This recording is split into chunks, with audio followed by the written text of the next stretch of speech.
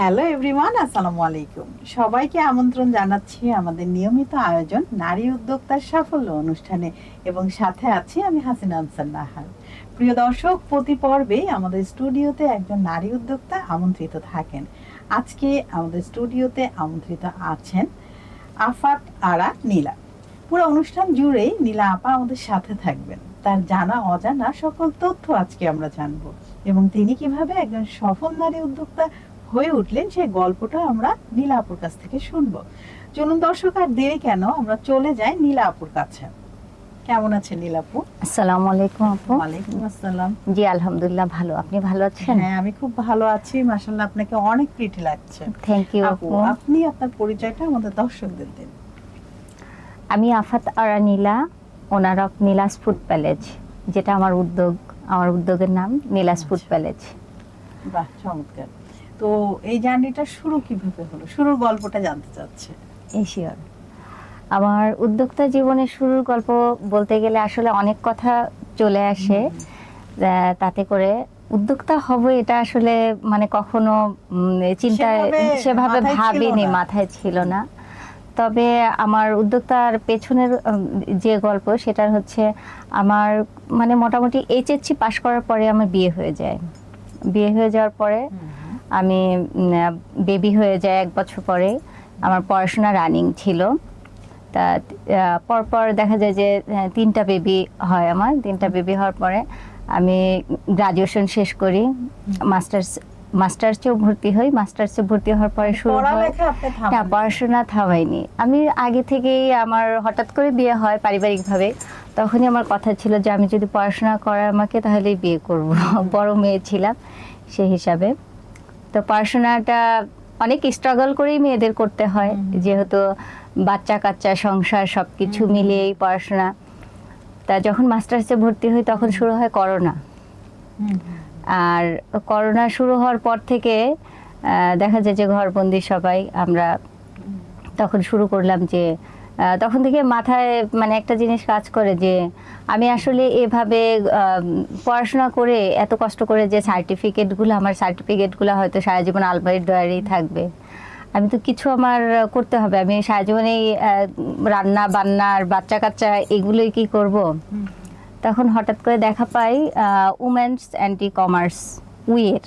আচ্ছা আচ্ছা, উইতে ছিলাম। তা উই আমার উদ্যোক্তা জীবনের শেকড় বলবো। ওখান থেকেই আমি অনুপ্রাণিত হই। তখন থেকে উদ্যোক্তা হওয়ার মানে একটা চিন্তা করি, মাথার মধ্যে চিন্তা আসে। আস্তে আস্তে কি নিয়ে আমি কাজ শুরু করব, এটা একটা তা তখন আমার হাজবেন্ড জব পছন্দ করেন, এই জন্য দেখা যায় যে পড়াশোনা শেষ করলে আমি জব অ্যাপ্লিকেশন কোথাও ট্রাই করতে পারিনি বা ওইদিকে চিন্তা ভাবনা করা হয়নি এভাবে। তখন আমি রান্নাটা খুব মানে আমার পছন্দের একটা কাজ। বিয়ের পরে মানে নতুন বিয়ের আগে থেকে রান্না বান্না খুব বেশি ওভাবে করা হয় নাই, কিন্তু বিয়ের পর থেকে রান্নাটাকে খুব পছন্দ, শখ ছিল। সেখান থেকে তা আমার রান্না আমার শ্বশুরবাড়ি ফ্যামিলিতেও সবাই খুব পছন্দ করতো।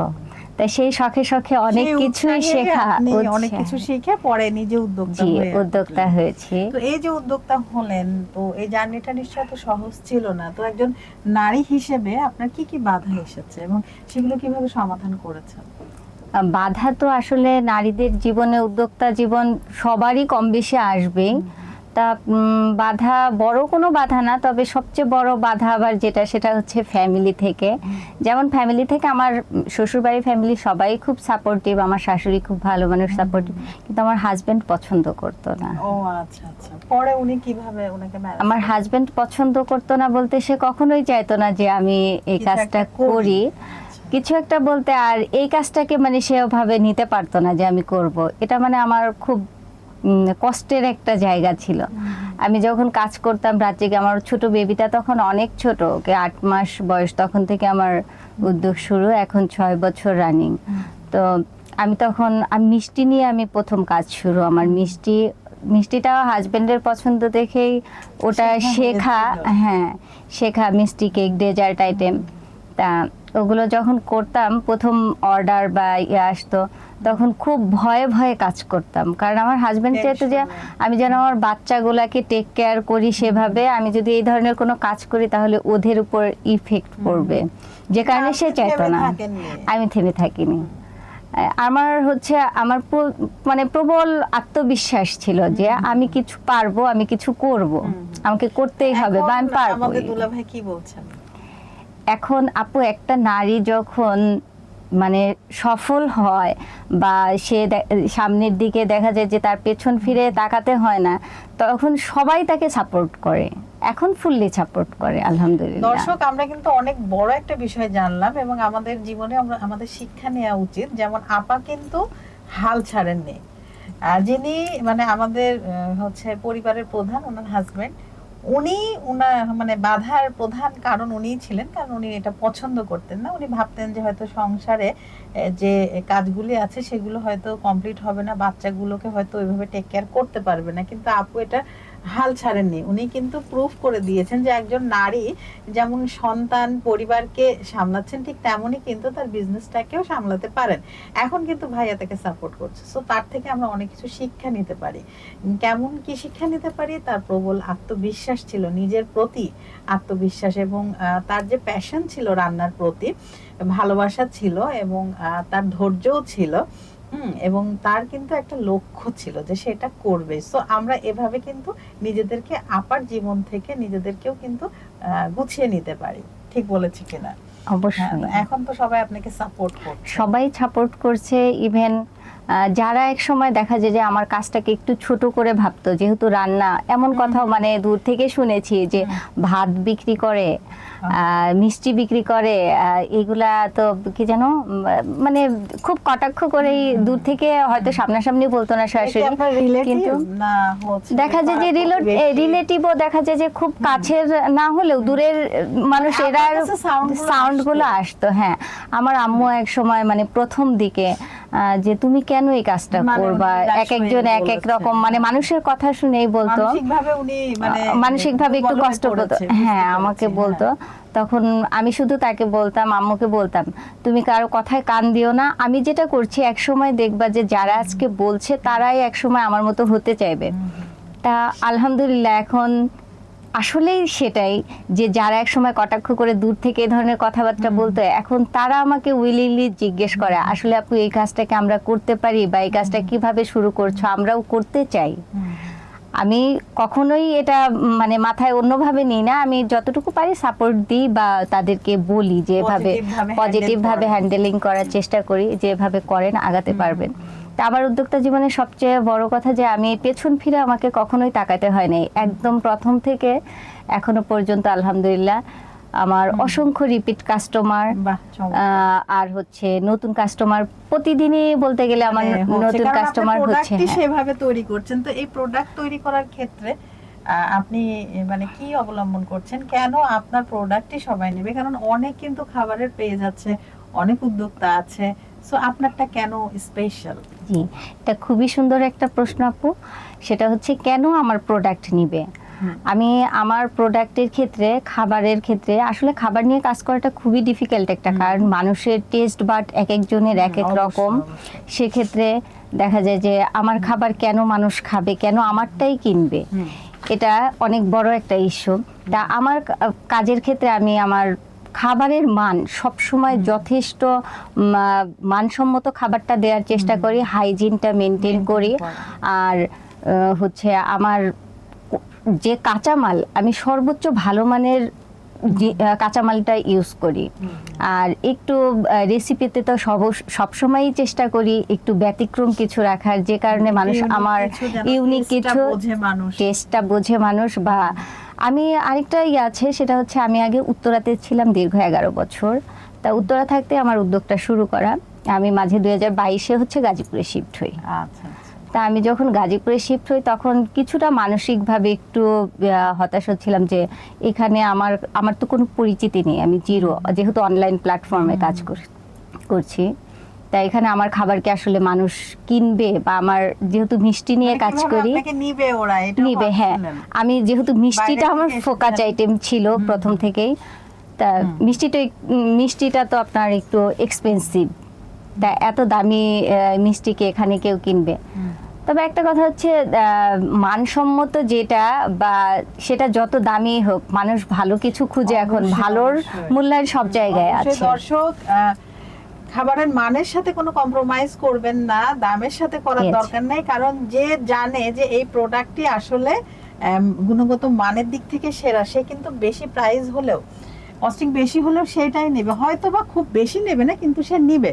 আপনি মাথায় এটা রাখবেন যে আমি গুণগত মানের সেরা জিনিসটি আমার গ্রাহককে দিব, আমি মানের সাথে কম্প্রোমাইজ করব না, দামের সাথে করব না, দেখবেন এমনি আপনার প্রোডাক্টটা অটোমেটিক সেল হয়ে যাবে। এটা নিয়ে টেনশনের কিছু না। অনেক উদ্যোক্তাই কিন্তু চিন্তা করে যে আমি যদি এত দাম রাখি আমার প্রোডাক্ট কি সেল হবে, তখন কিন্তু সে মানটা কমাতে থাকে। হ্যাঁ, উপকরণগুলো একটু নরমাল উপকরণ ইউজ করে বা হয়তো বা এসেন্স দিয়ে চালিয়ে নিচ্ছে। এই বিষয়গুলো করা একদমই ঠিক না, কারণ আপনি আজকে ভালো প্রোডাক্ট দিচ্ছেন, আপনার আজকের প্রোডাক্ট নেয়ার পরে গ্রাহক অনেক পছন্দ করে আপনাকে আবার রিপিট কাস্টমার সে হলো, সে আবার আপনাকে অর্ডার করলো, কিন্তু তখন আপনি সেই মানটা ধরে রাখলেন না। মানটা ধরে রাখতে হলে আপনার সেই কাস্টমার চলে যাবে এবং ব্যাড রিভিউ আসতে পারে। সেক্ষেত্রে আসলে দর্শক, মানের সাথে কম্প্রোমাইজ করা যাবে না। আপনি আপনার মতো আগান, সফলতা আসবে। যেমন আপুর কিন্তু অনেক সফলতা এসেছে। আপু উত্তরায় ছিলেন দীর্ঘ 11 বছর, এরপরে তিনি হচ্ছে গাজীপুরে গেলেন, ওখানে কেউ তাকে চিনত না, অথচ তার গুণগত মানে সেরা খাবারটি সে গ্রাহককে দিয়েছে বলে আজকে আপু সেখানেও একটা ভালো পজিশনে আছে। আচ্ছা, এই যে আর্ন করছেন আপনি, এটা কি আসলে পারিবারিকভাবে আপনি সাপোর্ট করতে পারছেন না অর্থনৈতিক দিক থেকে? অর্থনৈতিক দিক দিয়ে এটা অবশ্যই অনেক বড় কিছু, কারণ আমি নিজে আর্ন করছি একটা মান্থলি ভালো একটা অ্যামাউন্ট, যেটা দেখা যায় যে আজকালকের যুগে অনেক নারীরা বাহিরে জব করে যেটা পারছে না, আমি বলবো আমার নিজের মনে হয় যে সারাদিন সকাল থেকে রাত পর্যন্ত জব করে, বাহিরে জব করে যেটা পারছে না, আমি ঘরে বসে আলহামদুলিল্লাহ তার থেকে ভালো আর্নিং হচ্ছে আমার।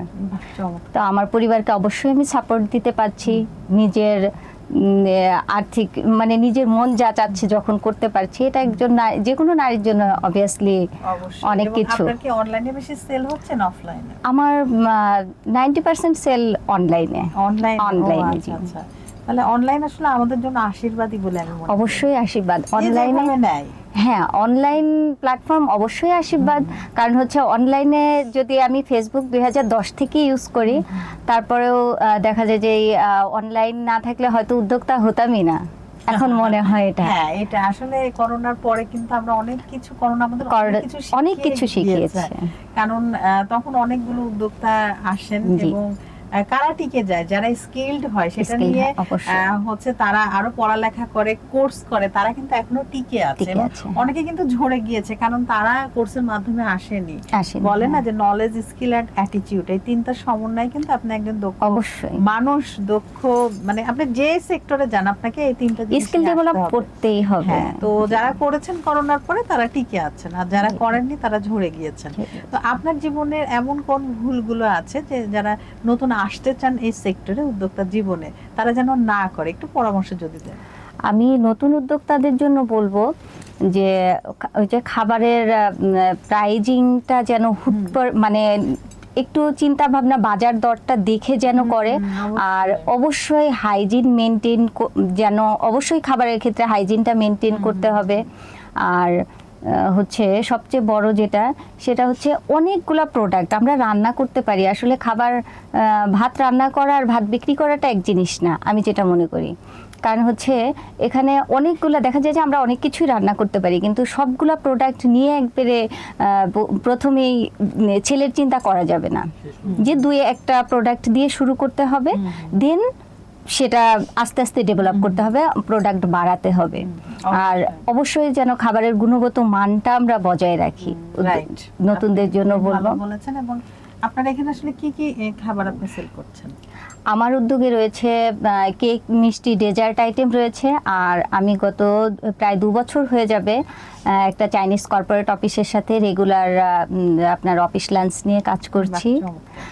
প্রায় 15+ মানুষের প্রতিদিন। আজকে যে আমি এখানে আসছি, ওনাদেরকে লাঞ্চ প্রোভাইড করে তারপরে আসছি, মানে একটা দায়িত্ব কমপ্লিট করে এসেছেন। তো আপনার পাশাপাশি কাস্টমাইজ সব ধরনের খাবারই আমার উদ্যোগে রয়েছে। আচ্ছা, আপনারা চাইলেই কিন্তু আপার কাছ থেকে অর্ডার করতে পারেন। সেক্ষেত্রে আপার পেজে গিয়ে ইনবক্স করতে পারেন, সেখানে মোবাইল নাম্বার দেওয়া আছে, কল করতে পারেন, হোয়াটসঅ্যাপ নাম্বার দেওয়া আছে, সেখানেও কিন্তু মেসেজ করতে পারেন। আপার ডেলিভারি ম্যান আছে, যথাসময়ে আপনাদের খাবারটা পৌঁছে দেবে। এবং ম্যাক্সিমাম যদি অর্ডার করেন সেক্ষেত্রে কয়েকদিন আগে করতে হবে, আর মিনিমাম করলে 1-2 বা 2 দিন আগে করতে হবে। তো আপা, আপনার এই যে এতগুলো কাজ করছেন, তো ফিউচার পরিকল্পনা কি, লক্ষ্যটা কি আছে? লক্ষ্য বলতে আমি অবশ্যই সবাই চায় যে নির্দিষ্ট একটা লক্ষ্য, সেটা হচ্ছে আমার উদ্যোগটা আরো বড় হোক, বা ইন ফিউচারে অনলাইন বিজনেস আমি যতদিন সুস্থ আছি বা আমি থাকবেই, অনলাইনের পাশাপাশি ইন ফিউচারে আউটলেট দেওয়ার চিন্তা ভাবনা আছে।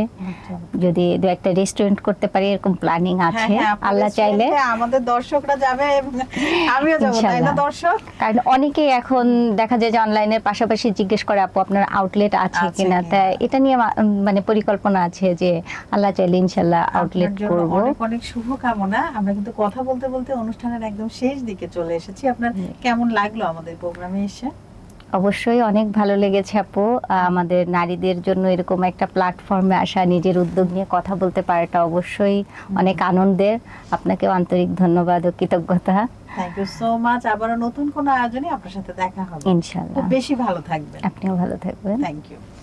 দর্শক, আমরা আজকে যেটা বুঝলাম, শিখলাম আপুর আজকের জীবনীটা শুনে, যে আসলে সাউন্ড অনেক আসবে। একসময় কিন্তু আপুর মাও ক্লান্ত হয়ে গিয়েছিল কথা শুনতে শুনতে। তিনিও বলেছিলেন ভেবে দেখো, ফিরে আসো।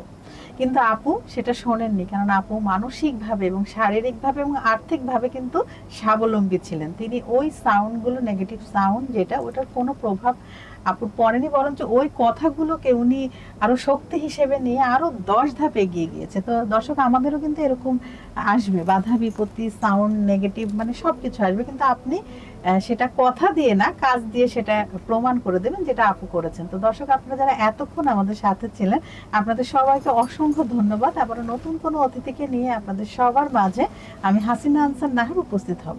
ততক্ষণ পর্যন্ত আপনারা সবাই ভালো থাকুন, সুস্থ থাকুন এবং আমাদের সাথে থাকুন। আল্লাহ হাফেজ।